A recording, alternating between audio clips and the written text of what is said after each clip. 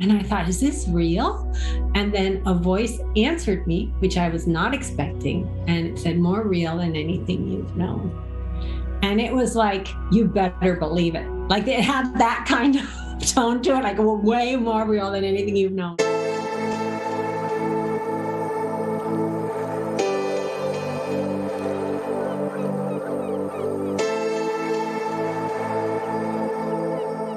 We have to go back to 1982 when I was actually, and now that I think it was November, so I would have had a birthday, I would have been 22 years old.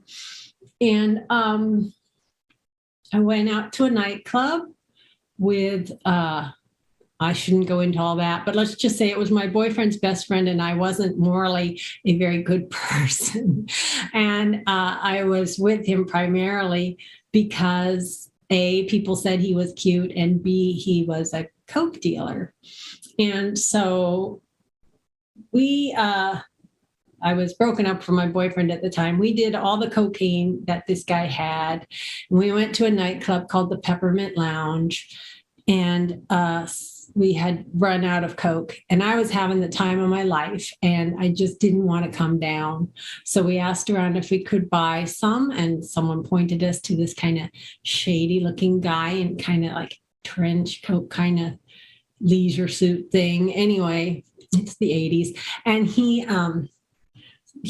let us taste it. We put it on our gums, it numbed them, and then we bought, and I don't know if it was a half gram or gram, but in any case, we started snorting it in the kind of back in the black chairs or whatever at the Peppermint Lounge, and it did nothing. It did nothing. And so my date just said, oh, this is worthless. And he just threw down his straw and he said, I'm not doing it anymore. And so I just snorted the whole pile because I thought, maybe it's just really diluted. And if I do the whole thing, I'll get a little bit high.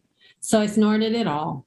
And first thing I began to experience was tunnel vision with the kind of speckly orangey black stuff around the outside that's gradually getting bigger and reducing what I can see. So when I got sober later, some of my friends in the program had been coke dealers in the 80s, and they said we used to cut it with lidocaine because it's way cheaper. But lidocaine is an anesthetic, and they said sounds like you were sold pure lidocaine. So if you look that up, it will, they're always using it topically for different things, sort of like Novocaine or whatever. But lidocaine, if you ingest it, it shuts down your autonomic nervous system. So what's taking care of your heart, your breathing, everything that's going on in there automatically. So I didn't understand that my heart was going slower and slower and slower. And I was also probably not breathing much until I actually felt like I was suffocating. So I went in the bathroom. I saw on the stalls that I couldn't read anything, just like it all looked like graffiti gibberish to me. And I thought something's wrong. That's the first time I thought something's wrong, because I was like hanging on for the ride. I was like, boy, yeah, tunnel vision, cool. Must be something I never heard of, some cool, effect of cocaine. But anyway, once I couldn't read, I also began to tell I couldn't breathe. And so I started gasping for breath, but my heart was going so slow that the oxygen wouldn't get to my brain. So I found my date. I told him there's no air down here. There's no air. And he tried to calm me down. He thought I was just having a freak out. And he brought me to the bar, and the bartender gave me a glass of water, which I did not want. But just to make them happy, I took a sip. And it seemed to me that right after I took that sip, that I collapsed and hit my chin on the bar, because something seemed to kind of hit me under the chin. But that thought lasted only for an instant. Next thing I knew, I was shooting straight up. And this was in a basement. So I felt like I went through the house and up above Manhattan. And I just had a very brief thought of, I'm leaving all that silliness behind, all of that stupid stuff I was doing. And that meant my life. That meant being Louisa, so done with that. And so I shot up into the clear blue sky, and it was a fabulous feeling of speed and traveling. And then I got the idea that I could do a back bend and do a swan dive into the ocean, which is what was below me. And I did it, and I was so happy when it worked out. I was just like, yes. And then I thought briefly, when I hit the water from this high, won't it be like concrete? Because you're taught that it will be. And instead of feeling fear, like, oh, I'm gonna hit concrete, it's gonna hurt, I just felt curiosity. Like, I wonder if that's gonna happen. And then I pierced through the water, and I went way down. And again, it was so beautiful. I could see the bubbles going up around me, and the surface was way up there. And I thought, can I reach the surface? And then I was just there. Like, again, I had no fear, because fear is to keep us in our bodies. Fear is something we are given to help us protect ourselves. And I didn't need it, so I didn't have it. So I saw a shore. I wanted to be there. I was there. And the way things work, people who haven't had near-death experiences, it's not a dream, but everything is symbolic. It's not like I had to swim from where I was to get to the shore. I just wanted to be there, and therefore I was there. And then I saw a house on a mesa way down the beach. I wanted to be there, and I'm at the bottom of the mesa. I didn't get to the house, which is where I wanted to be, because first I had to climb the mesa, which was covered with this repulsive, I thought it was rotten seaweed at the time, but I did have a slight suspicion it might be some kind of shit or something, but it was just rank and gross. But I had a sense of, I can do this. And so I climbed it pretty, I remember some climbing, but the next thing I knew, I was at the base of the door, but I had somehow lost my body. So I was only this high. And I just want to back up a little bit and say everything is symbolic. And so, most people, I was not given a choice to go back, but people are told, if you cross this stream, you can't go back. If you step over this wall, you can't go back. If you go through this portal, you can't go back. So the idea of division, of choice, that gets represented in all these different ways. So for me, when I went through air, through water to land, this was me going through different layers of spirit world. And to me, this is me now. I didn't have any of this in my mind then. The gross stuff that I had to climb through was my sins, my resentments, my anger, all of the parts of me that weren't love, basically, is what I had to climb and supersede. But when I got to the top, as I say, I was tiny. But I was just like, I'm still going to do what I want to do. I'm going to go in this house. So I went in, and what I remember so clearly is that I was so low that I could see all the floorboards, and they were worn from so many people walking on them. It was a very old, faded house up on this mesa by itself. And when I saw how worn it was, I understood that this was the house of my ancestors, and that all of us, meaning every one of my forebearers, had passed through this house on their way somewhere else. I didn't really even think about where then. It's so funny, the things that I knew, and then the huge implications of this that I didn't think about, But I could sense my grandfather on my father's side, who's the only one who died before I was born. He was super stoked to see me. Again, I could feel his presence, and I could feel his anticipation of love, of getting to meet me, and a little bit of my father's mother as well. But I Yeah, I guess those were the only ones who were dead. But anyway, there were lots more of them. I just didn't know who they were, right? And I could just sense them. I couldn't see them or anything. So I had this sense of honor, like, wow, now it's my turn. It's just like, if you were walking the red carpet at the Oscars or something, it was just like, wow, it's my turn to do this, to go through the house that we all go through. And I knew there was supposed to be a chair facing the window that looked out at the ocean where they all love to sit. And I was like, where's the chair? It's my turn to do that. Then there's no chair. I was bummed. And I thought to myself, how am I gonna look out the window with no chair? And I just thought, I want to see out the window. As soon as I thought I want to see out the window, something grabbed me, and it felt as if by my sternum, as if by my heart, though I was this tiny little thing, and pulled me across the floor. And I really remember going, whoa, like, what's happening? And then up to the windowsill, and then over the top. And I'm just like, who's doing this? What's happening? Why is this? I didn't know, but I was excited because I was getting my wish, which was to see out the window. And then I flew over the ocean, and the sun was setting with this glorious sunset with all these indigos and violets and orange and just beautiful colors, and reflected on the ocean. And then the path of the sun went right down the center of it all. And that's what I was zooming over. And it felt this delicious. I've heard other people try to describe how this feels, this whooshing forward. And then I had a thought like, wait, is this people can't fly? I'm flying. And I thought, is this real? And then a voice answered me, which I was not expecting. And it said, more real than anything you've known. And it was like, you better believe it. Like, it had that kind of tone to it, like, well, way more real than anything you've known. And I accepted it as truth. I was like, okay. And then I saw that the sun was getting bigger and bigger in front of me. And again, I had a thought without fear, am I going to hit it?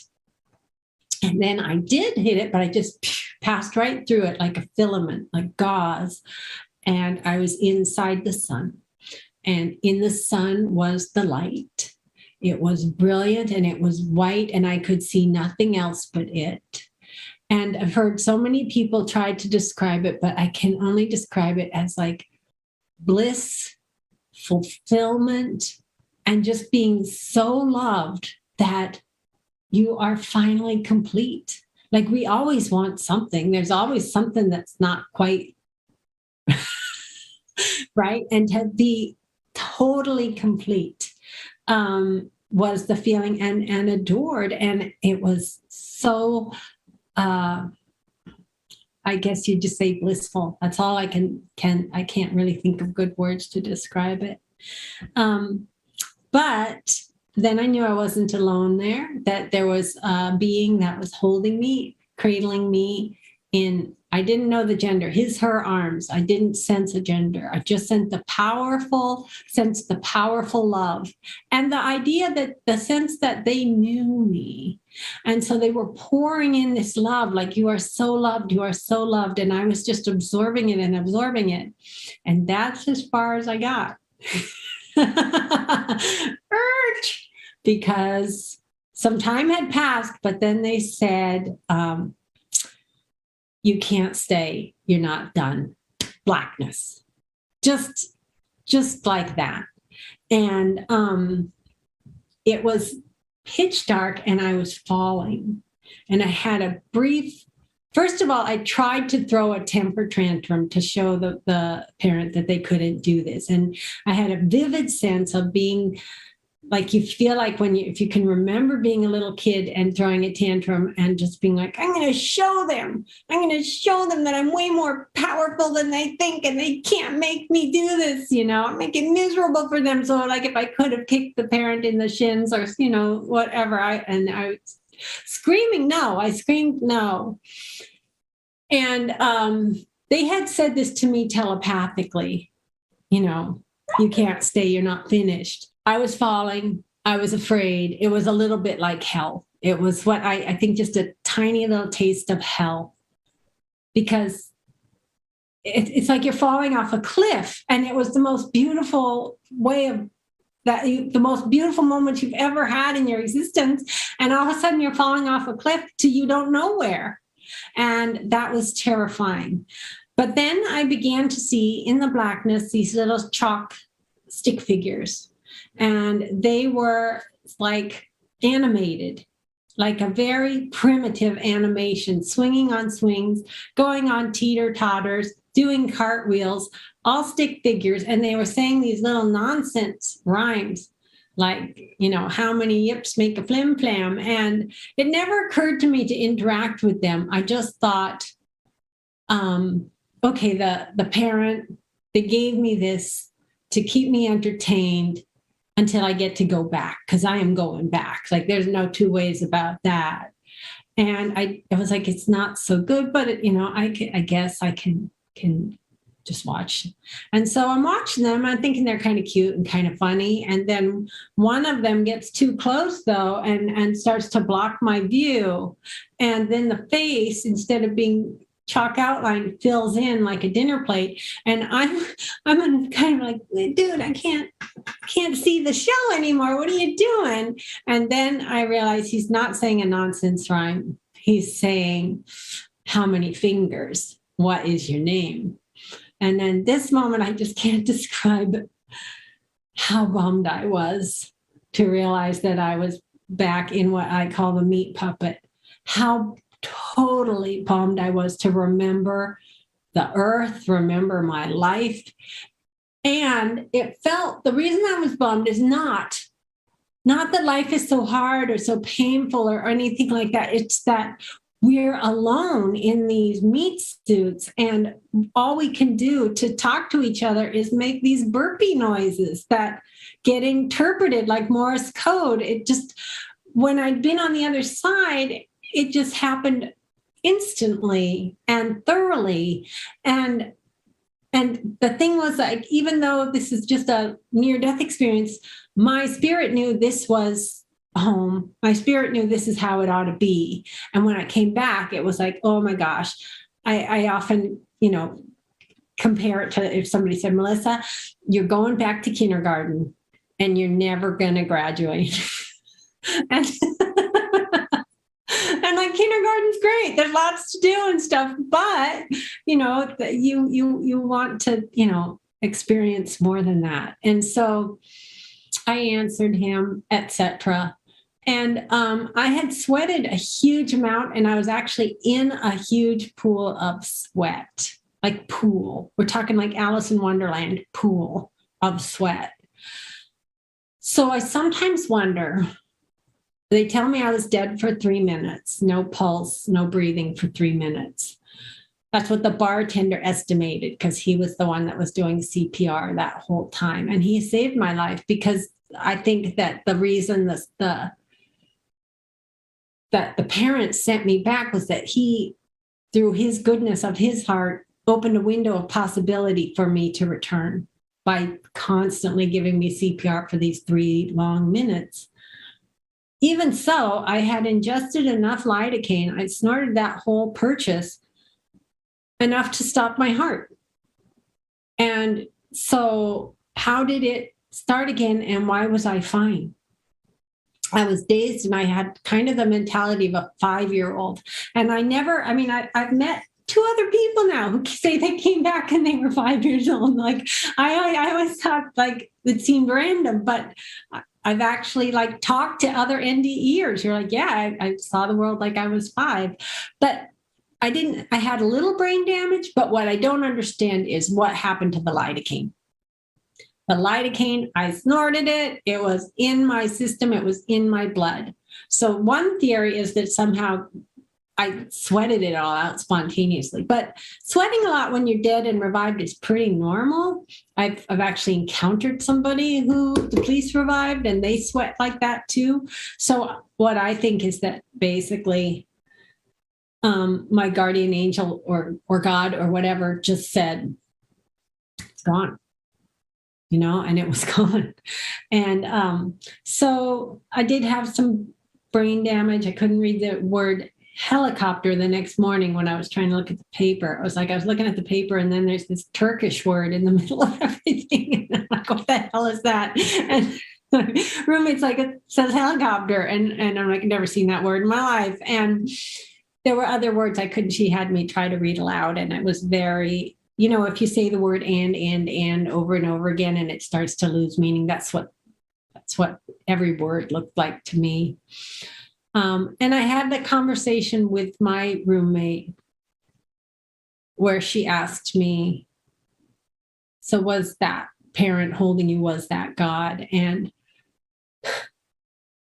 I knew it was, but I hated religion.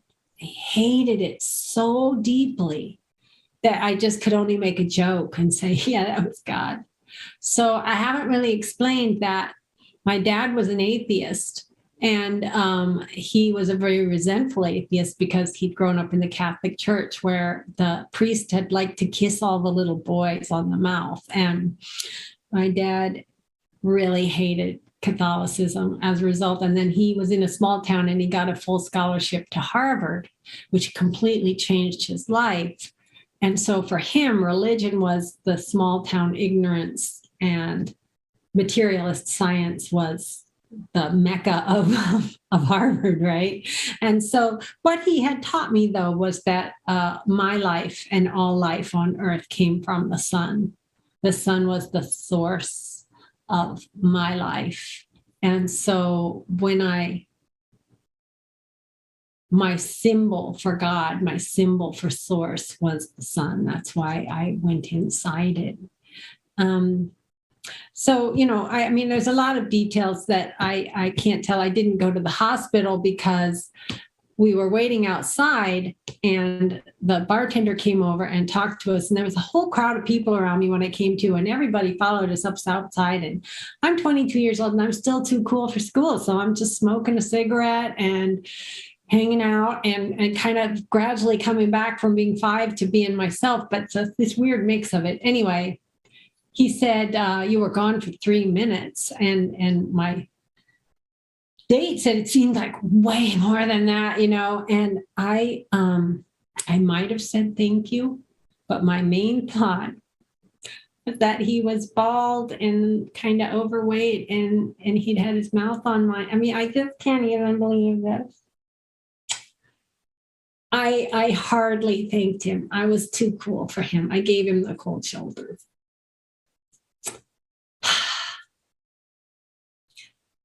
If we flash forward a number of years, so like after I gotten sober, I think this happened 1999, 98, 99. No, it must have been 99. I was in this house. I went for a run around Green Lake, which is a feature of Seattle. I was running, and all of a sudden I realized, he saved my life. He gave me this. He gave me everything. He gave me everything I have, and I never thanked him. And when I got home, there wasn't internet or anything. I did my best. I mean, there's some very limited internet. I didn't have a cell phone. I was trying to find the Peppermint Lounge, calling, information and all. And I ended up calling one that was in Brooklyn, whereas the Peppermint Lounge I had gone to was in Lower Manhattan. And I just let it ring and ring and ring and ring and prayed. Just let it ring and ring and ring and prayed. Thank you, thank you, thank you. Anyway, this guy picked up the phone, and he had an accent from the Deep South. And I would say African-American Deep South.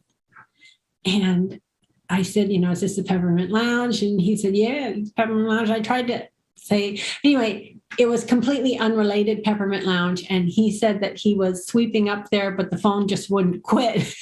So he picked it up. So I ended up telling him my whole story, and he listened to it.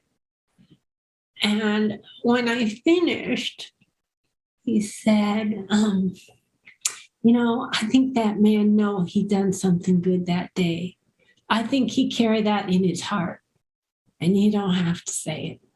And he gave me permission to, I don't know, I had given it to the universe. I'm still going to try and find the guy. I'm still going to try and find him somehow. But yeah, he knew what he had done, even, and he probably knew that I was a spoiled, bratty little 22-year-old too. So, I mean, how would I react today seeing somebody like that? I would feel sorry for them, right? But that's who I was then. So, anyway, I made a very conscious decision to stuff away my near-death experience. And here's where I part from the vast majority of near-death experiencers, because they're like, well, the voice told you it was more real than anything, and you knew that was true. So how could you stop it?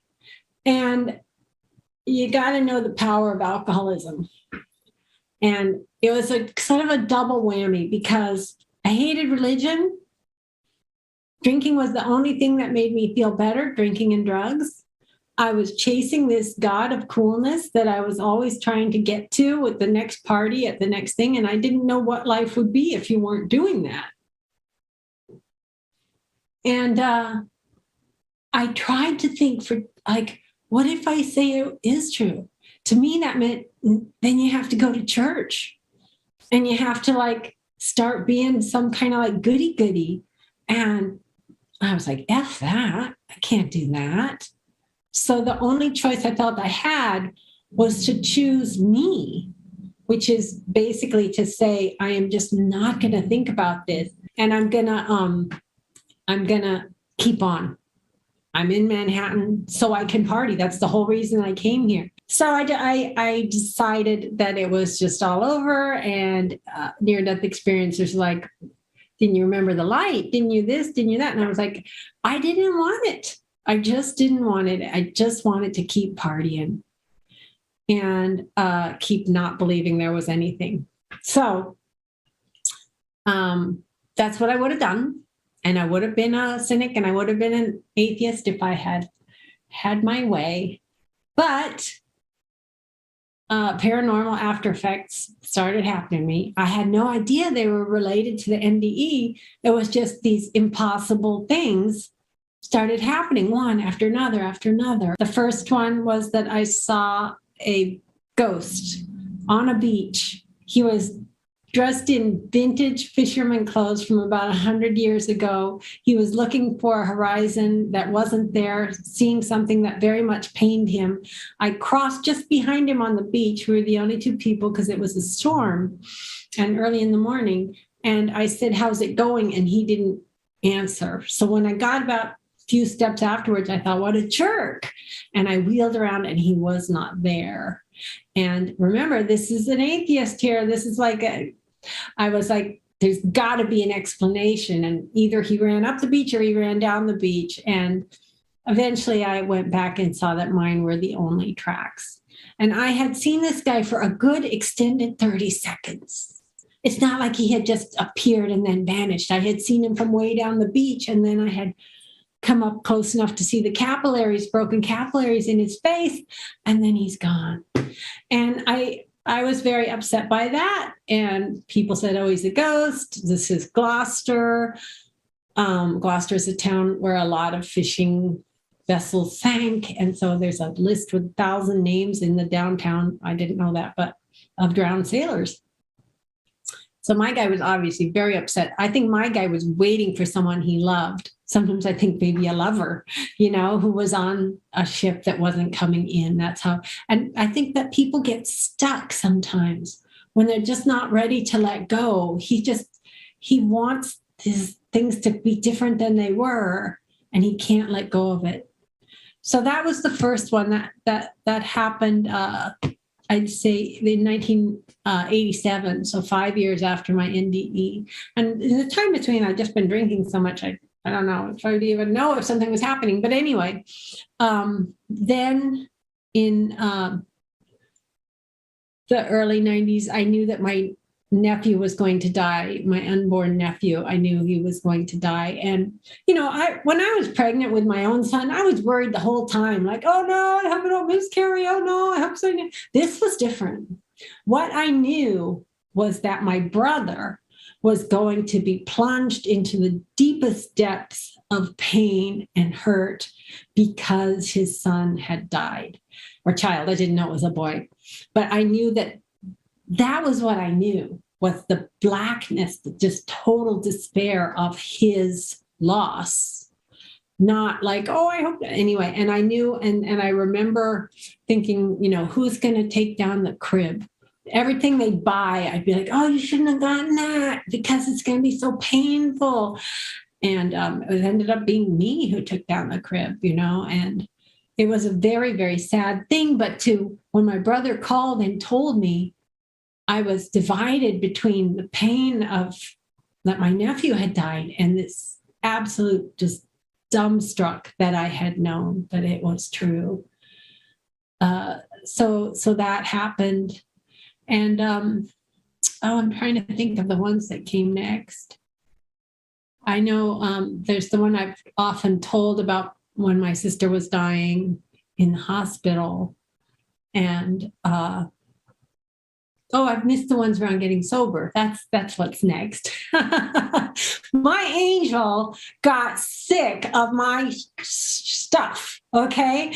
Got absolutely sick of saving my ass, keeping me alive, and me just getting worse and worse and worse with alcoholism. So by the end of my drinking, I was engaging in affairs. I guess you would call it like stalking until you get, extremely thirsty, like just crazy about this guy. And I would write in my journal things like, there's good and bad are just human constructions. So, nothing really matters. This kind of existential nihilism that nothing really mattered. So why not be a drunken, stalking crazy lady? Right? And I was 34. And so I went to Kager, as I was always going to Kager's. Don't you go to Kager's when you're 34? And I would just drink, get in that line for the keg, and then when I got my cup, I'd go get back in the back of the line because I was doing there. And anyway, it was at one party where I had hoped the boy that I was obsessed with was going to be, but he wasn't there. And I just drank myself until I was falling down drunk. I just remember these, like, who has stairs in the middle of a room? Well, I kept missing them, like, falling. It was in a basement. And then I can remember that some of my friends drove me in my car to another house that they, knew the owner of, put me in a bed and said, sleep here. And then they went away, but they didn't take my keys. So as soon as they were gone, I staggered out of the room. I grabbed my keys. I got in my car. I could not find the ignition for the longest time. And then I found the ignition, started the car, and then I drove home thinking I was a total badass, good driver, going 80 miles an hour on these curves to my house. I lived in a log cabin out in the country, and I came to a railroad track, and there were all these railroad reflectors. For me, there were about 6 of them, and they were kind of blurred, and I just shot down the middle of them, going 80 miles an hour, kind of hoping I'd die, kind of hoping I'd hit the concrete. But I went down the middle and I was good on the other side. And when I got home to my log cabin, I got out of my car and I was too drunk to stand by myself. So I used the door to kind of hold me up. And it was a beautiful starry night. And I thought, I am such a badass when I drive drunk. And then my angel sent something from the stars through me and into the earth like lightning. I couldn't not feel it. And it was the knowing of what he was saying. It was, this is the last time I can help you. And you do know right from wrong. And people in Al-Anon often say the angel had a boundary. the angel was like, if you want to kill yourself, go do it. I'm not saving you anymore. This is it. And I that memory is crystal clear. The memory of going through even the memory of not getting the key into all these things are crystal clear. But I was alone in the house. And when I woke up in the morning, like you just after a blackout, you see, oh, somebody left the milk out. Somebody made oatmeal and spilled it all over the place. And that was me in the blackout. But see, the spiritual memory, as long as my angel was with me, right? As long as my angel was with me, the memories are as clear as my NDE. They're just not fading. So I felt very ashamed, but I tried to get sober. I went to someone's house that was sober, and I meant to tell her I'm drinking myself to death and I can't stop, but I just couldn't say it. All I could do was, I had worst hangover. And just before I left, I said, well, I had a little too much to drink last night, so I think I better go home. And then she put it together, and she ran all around looking for an AA book, and she couldn't find one. So she just tore out a sheet of paper and wrote down the number for the hotline, which ended up, when I did hit bottom, I thought, well, I can drink a gallon of vodka to die, but first I better, if I drink the vodka first, I can never call the number. If I call the number and I don't like it, I can drink the gallon of vodka. So anyway, she gave me the number that I ended up calling. And there was one more time when I was almost on the verge of relapse, and my dog was hit by a car, and the angel spoke to me again and showed me that I was on a path to death. As long as I was chasing coolness, showed me coolness as a Pied Piper. And it showed me and my other cool friends kind of following after him, and he's going to lead us off a cliff. There is nowhere to go. And I realized that I would die trying to be cool. And I remember thinking, well, what else is there? And I didn't know, but I found out. So that's when I got sober in 1995. And then my sister's death was in 1997. And so she was dying of cancer.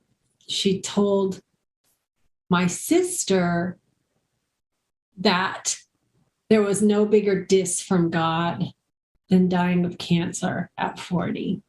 She told me earlier, people think I can't hear anything when I'm under the morphine. So they talk about me in the third person, but I hear everything. So I was sitting, she was supposed to live for 2 more weeks, and I was sitting in her room in the hospital, my brother in one vinyl chair, me in another vinyl chair, my sister between us in the hospital bed. And we were just spending the night so she wouldn't, be alone. And around 5 a.m, I began to get a sense of the light, and I was trying to sleep, but I could sense the light. And when I kind of think about it, the light was coming in through the hospital window, then it would go down along the floor, and then it was going up over my sister and hovering around her. And there was more and more and more. And I sort of saw it like being like a galaxy of these little sparks going on above her. And I'd open my eyes and there was nothing. And so I'd be like, she's going to live 2 weeks. And the voice started saying, you need to tell her about the light. She can't cross. She's blocked. And I'm like, that's silly. She's going to live 2 weeks and I'm going to get to sleep. And I try again. And the voice would say, you need to tell her. You need to tell her about the light. She's afraid. And I just kept saying, no, stop. It's silly. And then I remembered that she had said there was no greater diss. And I remembered that she had said she could hear everything. And I realized I had to remove from her that sense that God didn't love her so that she could go to the light. Either the angel told me or I put it together or both of us collaboratively gave me that knowing. So I went over and I knelt down beside her and I said, God loves you so much. And I said Jesus because she was Catholic. And I said, you're going to be with him. You're going to be, in his arms. You're going to be so warm and you're going to feel so much joy. And I tried to describe how it feels to be in the light. And then I told her what a great job she'd done in her life and that now she had to go because her body didn't work. And told her I loved her and that my brother loved her. We all loved her. And then I went and sat down and it was like 15, 20 minutes later, she hemorrhaged. And it was very scary, visible hemorrhage. And I ran around like a chicken with my head off, screaming, help us, help us, help us. And there was a nurse, who came. And anyway, a doctor came eventually and put a stethoscope on her and said, her heart's still beating, but it'll stop when it runs out of oxygen. And I became filled with rage. It was a very petite little doctor. And I just wanted to throttle her. I could just picture myself grabbing her by the neck and saying, why aren't you saving my sister? And then my sister filled me with the light, filled me with love, filled me with her joy, her bliss. And she conveyed to me, I am wonderful. I am fine. I am like, and she, how much she loved me, how much she loved my brother. I could even feel her loving the little doctor. I could feel her loving the nurse. I could just feel her like pouring out love. And I was just filled with bliss again. And my biggest problem was keeping the smile off my face for all the joy that I felt because everyone else was keening. And she told me to go speak to her youngest son, which I did. And it was a few years after that I was driving and came to an intersection and a voice in the car said, don't go. At the time, I kind of used to wonder who that was, but I knew somebody was talking to me again. And they said, don't go. And I thought, that's ridiculous. The light's green. I'm going to go. And they said, but no, don't go. And so I was like, looked in the rear view. There's no one behind me. It's night. So I just sit there at the green light. Green light. And then I say, how long don't go is what I said. And then right then a car went racing down the intersection right where I would have been. And it's the fastest I've ever seen a car go 100 miles an hour. It was just a white, nondescript car. And it just went. And so then I said, thank you. So that's the first time I ever spoke back to my angel. The most involved conversation I've ever had with my angel. I'll make this the last story. Yeah, I don't think I've ever told this one that I can remember. So I set out in 2018 to hike Section K of the Pacific Crest Trail in Washington, which is the most difficult part of the Pacific Crest Trail, not counting the Sierra. It's, I think, 26,000 feet that you go up and down, over 120 miles. And I was going to go with my friend who I usually go with, and we split the gear, but she injured her back right before, so I had to go alone. Or I didn't have to go. I decided to go alone. And my pack, I did not pack very artfully, so I had a very heavy pack, maybe 34 pounds. And I, let's see, yeah, I was getting more and more tired every day. And I'm really getting kind of exhausted. And I got to the top of something called Fire Creek Pass. And there's a beautiful view in front of me, and I couldn't even see beauty. Like if there's Maslow's triangle, when you get to a certain point of exhaustion, the whole idea of, oh, look at that, not happening. And so I just started, only thought was, thank God I'm going down, and it's downhill to camp. And then Angel says to me, whoa, whoa, whoa, this is where you fall. And I'm like, okay, I'll be careful, heard ya. And by now I know my angel is a guy. I can feel his masculinity. He's spoken to me so many times, and he is a very masculine, old, spirit. And then he goes, no, this is important. It's going to be really bad. So I'd come over the pass, and in front of me is a glacial cirque. It's just a big bowl that the glacier carved out, and it's super steep. So you can see the pathway down there. It looks like a little ant path. It's like, that's how steep it is. And so even though I wanted to go fast, I said, okay, I made a very conscious choice. You never steer me wrong. I will do what you say. So I took these little baby steps, didn't want to do it. Baby steps, baby steps. And I'm like, is this okay? Is this good? And he doesn't say anything. So I just keep going. And then I had to climb down this steep granite rock and kind of turn around and climb down. And then I got out my camera and I took a picture. And the next step I took, I got this huge pain in my knee. And it was like, seriously, like at the dentist, but it was in my knee. It hurt so bad that all I could do was be like, ah! And then it passed. And I was like, what the hell was that? Now I'm 60 miles from where I started, and I have 60 miles left. I'm just in the middle. And so it's hurting a little bit while I'm getting to camp, but I'm just like, okay, you just need a rest. You're going to be fine. I get to the lake. It's gorgeous. I set up my tent. These two British guys come, and they're like funny, and we have fun talking and stuff. And I just adored them. Like, I had so much love because I'd been alone so much that, like, I told them when they came into camp, I said, normally I'd hate you, but I haven't talked to anybody for 2 days, so I'm really excited that you're here. Anyway, I think being full of love is where I was at, and is why this thing was able to happen.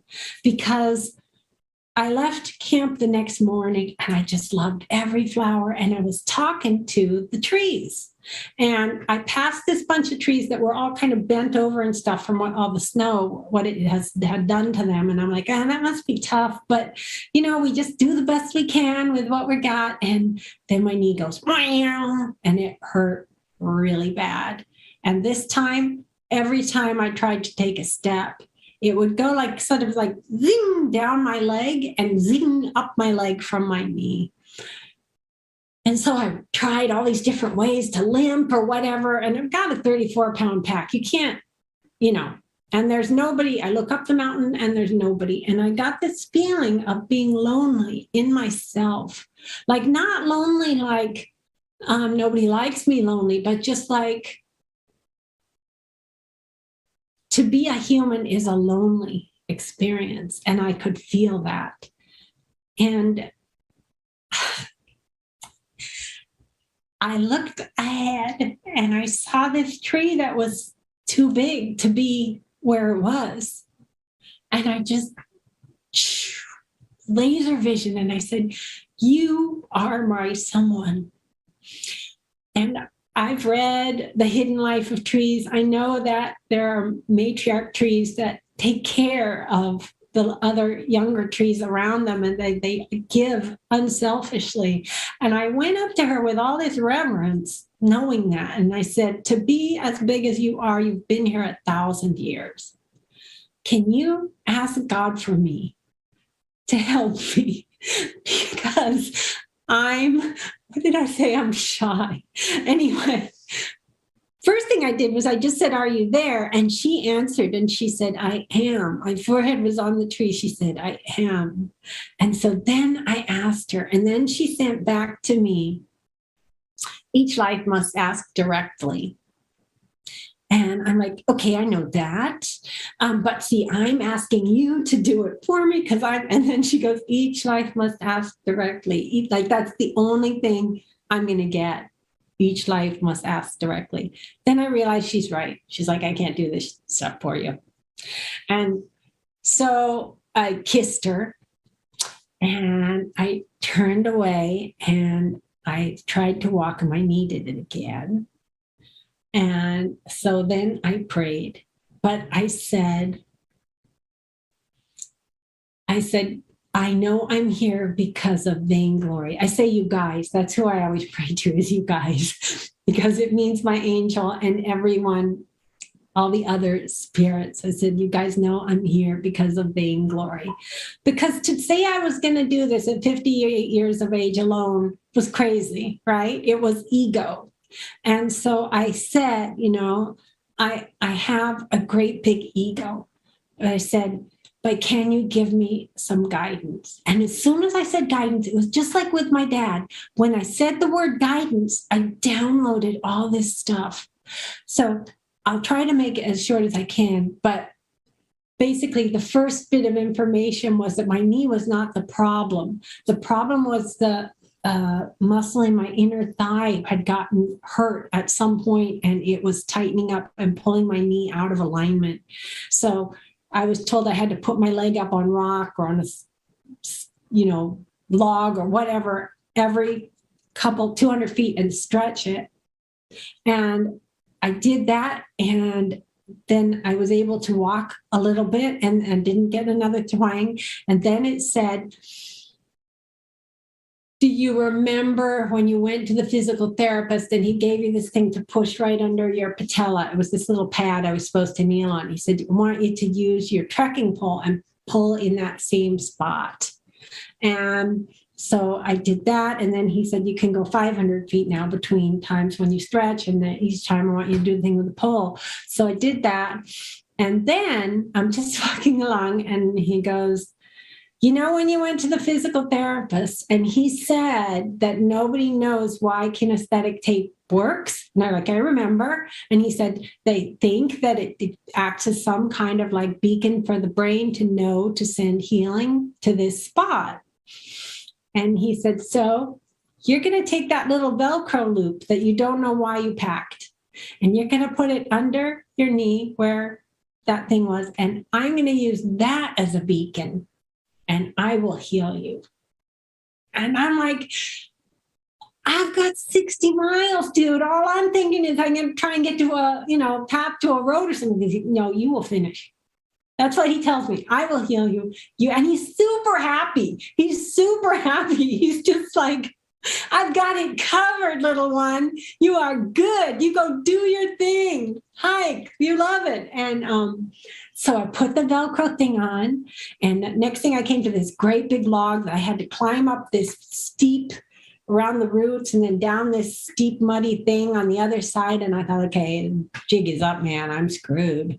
But I did it. And then I went 60 miles.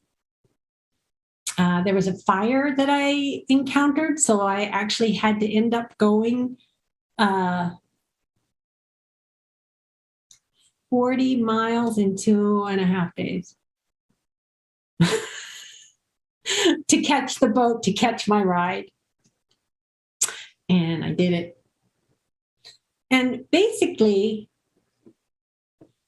what my angel wanted was for me to feel joy, and gave me what I needed to feel joy.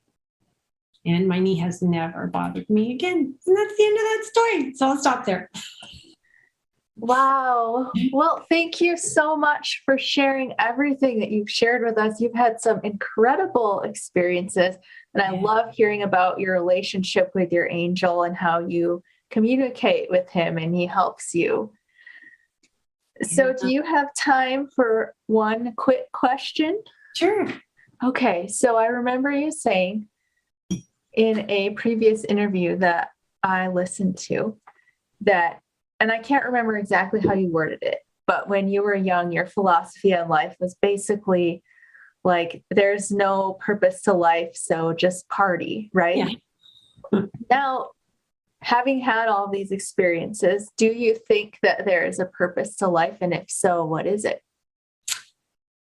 It is to generate as much love as you can and share it with those that you encounter.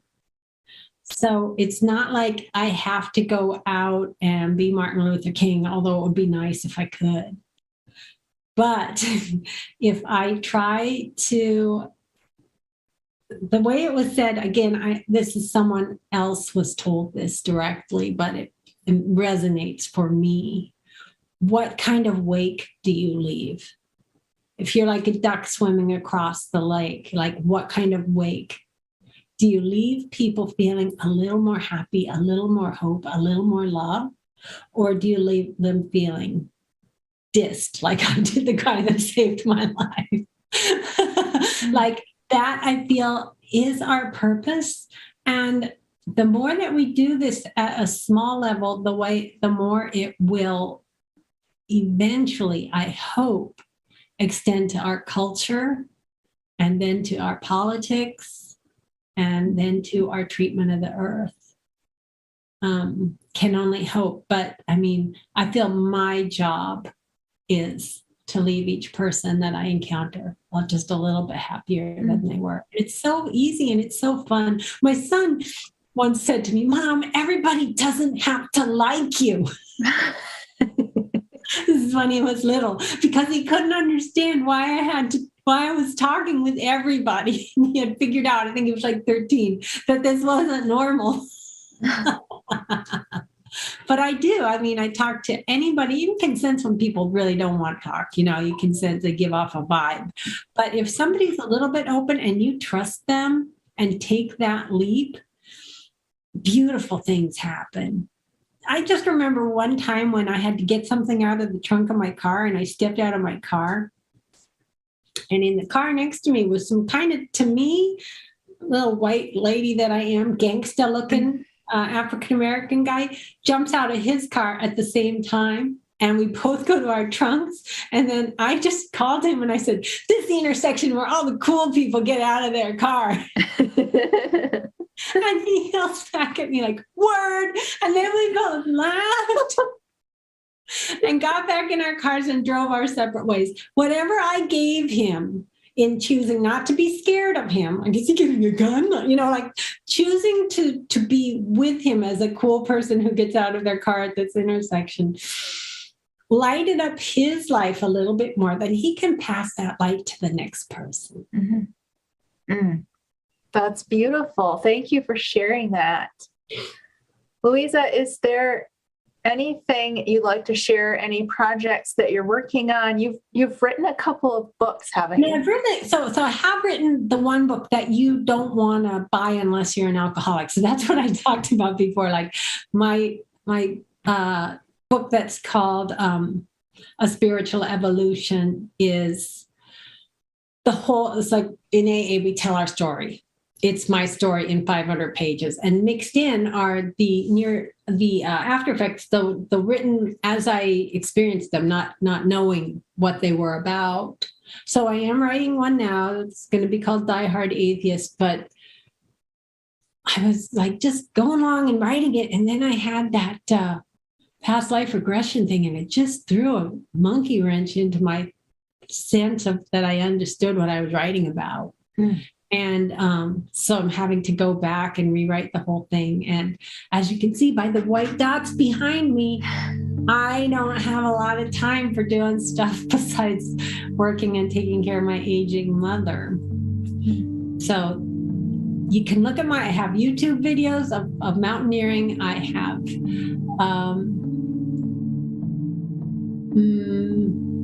what else do I have? My blog does have some entries in it that are just about my thoughts on God, what God is, and how it relates to recovery. So the blog is called A Spiritual Evolution. That you might like. I just wouldn't get the book, A Spiritual Evolution. And I'll try to light a fire under my own butt to get the Die Hard Atheist one done. Thank you for watching and listening. Your views, likes, comments, and shares truly make the biggest difference in supporting this channel. Don't forget to check the show notes for all the links to today's guest, as well as my links. You'll find me on social media at Love Covered Life, my website, lovecoveredlife.com, and the Be a Guest link for anybody who would like to be a guest on the channel. I have great news. Love Covered Life podcast is coming available on audio podcast. You can find it wherever you listen to your audio podcasts.